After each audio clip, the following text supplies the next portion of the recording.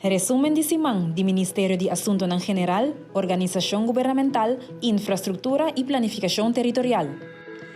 Já domingo, 4 de fevereiro, é o Dia Mundial de Conscientização de Câncer. Rond o mundo é chamada para a ação de conscientização a ressonar para inspirar toda a nação para unir contra o câncer. O primeiro-ministro Evelyn Weber Cruz está encorajando a Europa inteira para junto da luta contra o câncer. Sobre nossa força, está de união. Câncer é uma doença cruel e não está discriminado. Por bate na nossa porta a qualquer momento. Assim, prevenção ainda tem um único arma. O primeiro-ministro está agradecido à fundação e organização na Aruba que está trabalhando incansavelmente em cuidado e conscientização de câncer.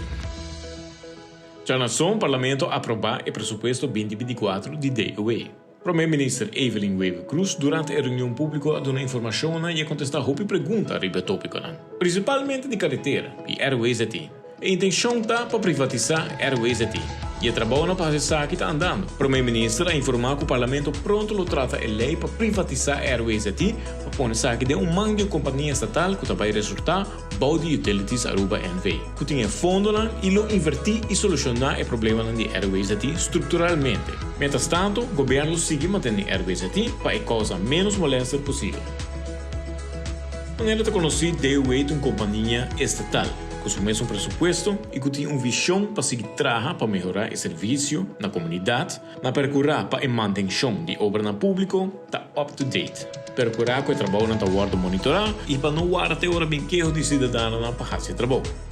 Também, internamente, a DOE está trabalhando para finalizar a reorganização e a digitalização do departamento. O primeiro-ministro indica que tem 10,4 milhões de florins para direita carretera em 2024. Luna aqui nós queremos seguir conscientizando as comunidades tocante a problemática de cachorro na Aruba. Ministro Ursula Arens anombra luna de janeiro como luna de microchip mascota. Microchip mascota é um ponto de saída muito importante para mostrar que botar um dono de mascota responsável. Pensando que está urgente para chip na mascota. Importante está para nós realizar a responsabilidade na hora de decidir de tomar uma mascota e tudo o qual está requerido para nós por cuidar de bom. De outro semana, com outro resumen de semana.